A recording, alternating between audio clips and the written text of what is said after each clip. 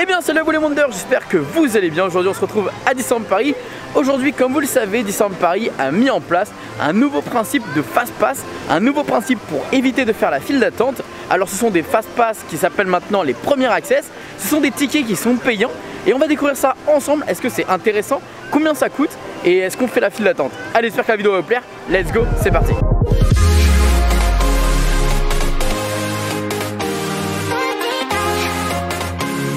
Bon, déjà, plein de questions se posent. Est-ce qu'on fait une file d'attente? Est-ce qu'on a accès directement à la nacelle, à l'attraction? Ou est-ce que c'est comme les Fast Pass qu'on avait avant? Parce que ça va changer beaucoup de choses. Est-ce que ça va être rentable ou non? Donc alors, pour avoir accès à ces premiers access, il faut aller sur l'application directement de Disneyland Paris. Ou alors directement au City Hall pour les acheter. Alors, donc on a les différentes attractions de Disneyland Park. Donc on a Buzz Lightyear Laser Blast, on a Hyperspace Mountain, Star Tour, Peter Pan Flight, Buzz Lightyear Big Thunder Mountain, Autopia. Et dans le parc studio, on a pour le moment Twilight Zone et Ratatouille. On voit au premier abord déjà que les prix sont différents. C'est-à-dire que pour Buzz Lightyear Laser Blast, c'est 15 € par personne.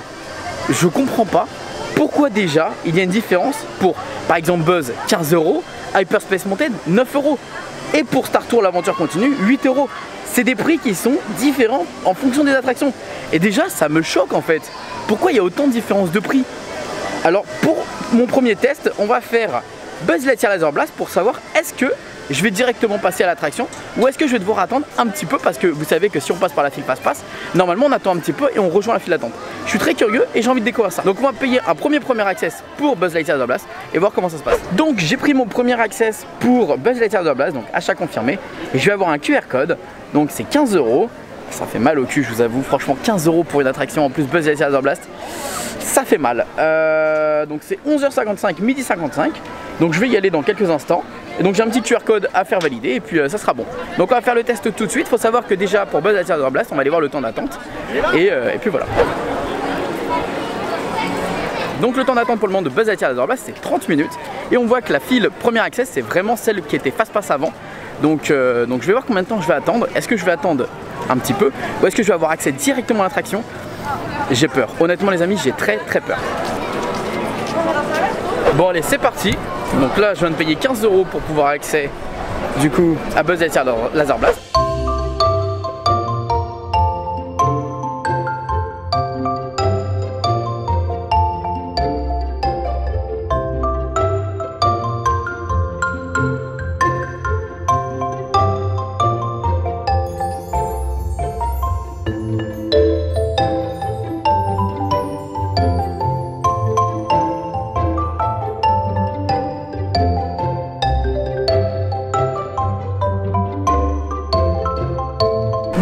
Premier test avec Buzz Lightyear Laser Blast à 15 € ma place. Et bah c'est simple, j'ai mis le chronomètre exactement pour dire combien de temps j'ai attendu dans la file d'attente. Alors moi je trouve que j'ai eu assez de chance parce que quand j'ai rejoint la file d'attente, j'ai plutôt bien avancé, mais juste derrière moi je vous ai filmé, il y avait quand même pas mal de monde, donc j'aurais pu ne pas avoir de chance. Et j'ai arrêté le chronomètre à 9 minutes 28. En soi ça reste moins de 10 minutes, mais tu payes pas 15 € pour attendre 10 minutes.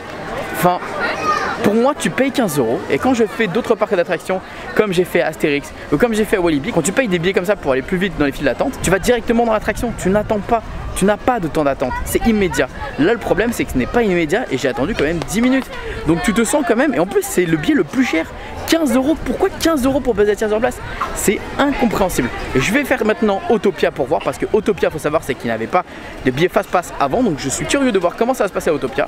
Est-ce qu'ils vont nous faire passer par une autre file d'attente? Bon, pour ceux qui se demandent, évidemment, le ticket est utilisable une seule fois. Une seule fois, hein. Il n'y a pas plusieurs fois, il n'y a pas... Et c'est seulement durant le créneau qui est indiqué. C'est-à-dire que si vous arrivez plus tard, bah malheureusement, bah vous ne pouvez pas y accéder. C'est vraiment comme les anciens Fast Pass. C'est vraiment comme avant. Sauf que maintenant, ils sont à l'unité et il faut les payer à chaque fois. Maintenant, je vais aller faire Autopia. Je vais voir comment ça va se passer. Et j'espère que je vais pas attendre 10 minutes parce qu'au final, si c'est comme ça partout pareil, bah j'avoue que c'est fatigant. Bon, pour le moment, il y a 30 minutes d'attente. Je pense qu'à Autopia, ça va marcher, ça va bien fonctionner. Donc, je m'inquiète pas pour cette attraction. Mais c'est bizarre parce que c'est 8 €. Donc, 8 €, tu accèdes directement à ta voiture.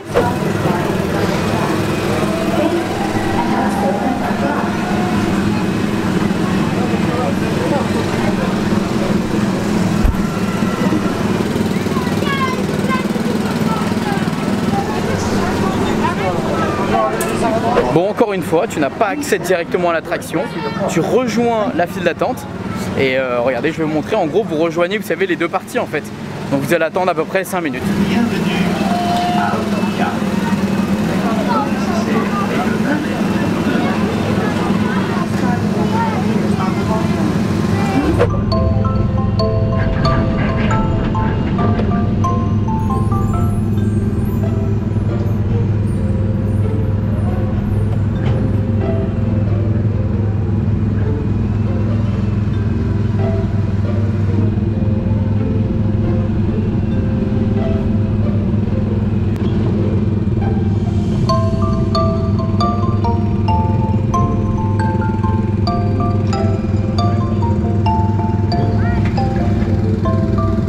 Je sors de Autopia, alors pour le coup j'ai attendu 5 minutes. C'est vrai que c'est plutôt rapide, 5 minutes, et je le dis encore et encore, oui je compare avec d'autres parcs d'attractions, oui je compare avec Walibi Belgium que j'ai pu faire il n'y a pas longtemps, oui je compare avec Astérix, j'ai beaucoup râlé pour Astérix, mais à l'inverse d'Astérix et de Disneyland Paris, c'est que Astérix tu payes 8 €, mais au moins tu es directement dans l'attraction en fait. Tu n'attends pas, tu as une file d'attente spéciale pour ceux qui payent les tickets à 8 €. Et à aucun moment tu es mêlé avec l'autre file d'attente. Et c'est ça qui me dérange pour le moment, c'est que j'ai fait 2 files d'attente, et les 2 files d'attente que j'ai fait, eh bien on est mêlé avec l'autre file d'attente. On est mêlé avec ceux qui attendent depuis 20-30 minutes. Donc ça me dérange en fait parce que du coup ça fait que ça ralentit un peu le rythme, et au final on attend 10-15 minutes. C'est pas du direct quoi. Donc pour le moment je vois pas la rentabilité. Et pour le coup je dis oui, c'est une arnaque.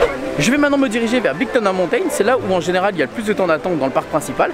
C'est l'attraction la plus cotée, la plus populaire. C'est là où à la base il y a le plus de fast-pass.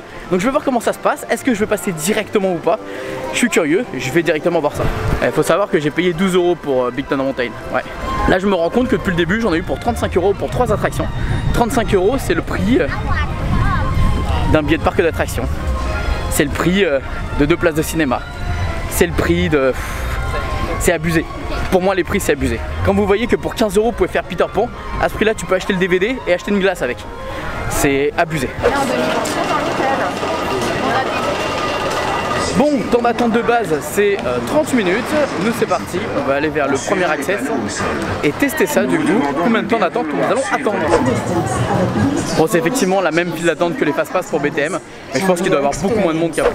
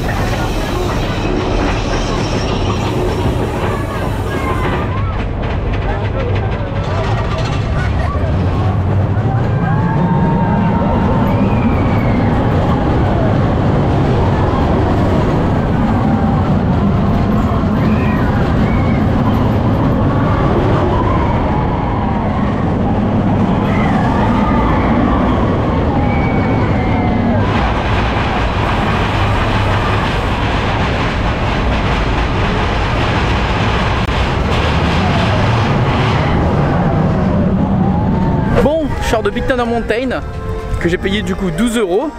J'ai oublié un truc les gars, j'ai oublié de payer l'option effets spéciaux. C'est 10 € de plus, ça vous permet du coup d'avoir les jets d'eau durant la descente et ça vous permet également d'avoir la fumée dans la montée et dans la mine. J'ai complètement oublié, En fait c'est grave que tu dois payer 12 € une attraction, mais les gars, soyez 100% fiable dans votre truc. Les gars, ok, tu payes 12 € l'attraction, mais il faut qu'elle soit irréprochable, il faut qu'elle soit parfaite. Là, ce n'est même pas le cas, et je suis désolé, je sais que je râle. Il y en a beaucoup qui vont dire oui, je râle encore, et je suis jamais content, etc. Mais là, je suis désolé, tu payes 12 € une attraction, 12 €. Alors oui, j'ai été plus vite que prévu. Au final, je suis mis 6 minutes pour rentrer dans l'embarcation. mais quand même quoi. Bon, j'arrête les frais dans le parc principal, je vais à la studio voir ce que je peux faire, peut-être Ratatouille ou Hollywood Tower Hotel. Bon les amis, du coup je vais faire la première attraction de studio, donc c'est Hollywood Tower Hotel, c'est 15 €. Alors je sais qu'on est mêlé normalement à la file handicapée et qu'après normalement je pense qu'on va rejoindre la file des visiteurs lambda, donc j'ai hâte de voir ça et voir si les 15 € c'est rentable ou pas.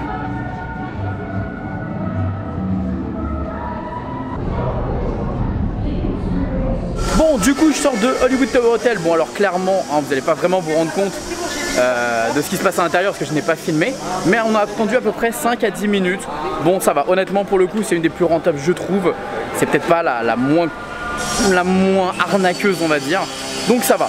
Pour le temps d'attente, le temps investi dedans, ça va. Alors ce qu'il faut savoir c'est que par contre c'est la même file d'attente que les handicapés, donc c'est-à-dire vous allez être mêlé aux handicapés et vous allez être aussi mêlé après, vous savez, quand vous accédez à l'ascenseur, vous avez les files d'attente au niveau de l'ascenseur, donc c'est aussi à peu près la même chose. Bon les amis, alors mon avis sur les Disney Premier Access, et oui effectivement il faut que je donne mon avis global sur ce que j'ai pu faire.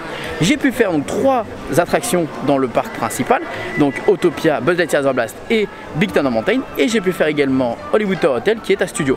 Au total j'en ai eu pour 40-50 €. Alors oui, c'est moi qui ai payé de ma poche, c'est pas Disney qui m'a invité à le faire, hein, je préfère le préciser. Et donc du coup c'est pour ça que ça me permet de vous donner un avis sincère et honnête en tout cas pour ces fameux tickets de Fast Pass rapide. J'appelle ça Fast Pass rapide parce qu'au final ce sont les mêmes choses. Alors il y a d'autres attractions que je n'ai pas faites.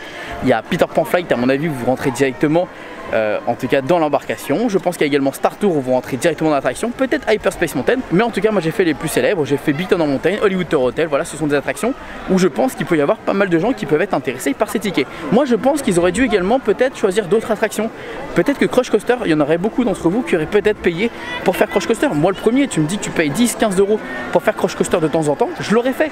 Alors effectivement, Crush Coaster le problème c'est que c'est une longue file d'attente, il y a aussi le Stand-by Pass, ça c'est un autre programme, c'est un autre chose, c'est autre chose. Mais voilà, moi j'aurais personnellement payé 10-15 € pour faire Crush Coaster. Voilà, c'est honnête de ma part, je le dis. J'aime beaucoup cette attraction, alors si je peux le faire de temps en temps, pourquoi pas. Parce que du coup, j'avoue que pour moi c'est pas justifié en fait. Pour avoir fait, comme j'ai expliqué, Walibi, Parc Astérix, oui, les prix sont à 8 € par attraction, mais eux ils sont des packages. Si tu prends le package à Astérix, ça te revient seulement à 3 € par attraction. Là il n'y a pas de package, 12 €, 15 € par attraction, vous imaginez quand même. C'est-à-dire que là j'en ai eu pour 40-50 €, c'est le prix d'une place pour un parc d'attractions comme Freeperture City, Negoland ou même d'autres. C'est quand même assez chaud quand même, je trouve ça un peu trop cher. Et dites-moi ce que vous en pensez dans les commentaires. Donc globalement pour moi c'est la pire décision de Disneyland Paris. Un ticket pour une dizaine d'euros par attraction et par personne, je trouve ça abusé, abusé, abusé. C'est beaucoup trop cher, c'est clairement une grosse arnaque. Alors peut-être que Disney fait ça pour éviter aux gens de faire des files, j'en sais rien, mais pour moi c'est abusé, c'est beaucoup trop cher. Mais enfin bref les amis, n'hésitez pas à me dire ce que vous en pensez dans les commentaires. Quelle attraction seriez-vous prêt à payer 10 € pour la faire? En tout cas les amis, on se dit à très vite et surtout n'oubliez pas que tout le monde a rêvé. Ah pourquoi pas vous? Des bisous tout le monde, ciao.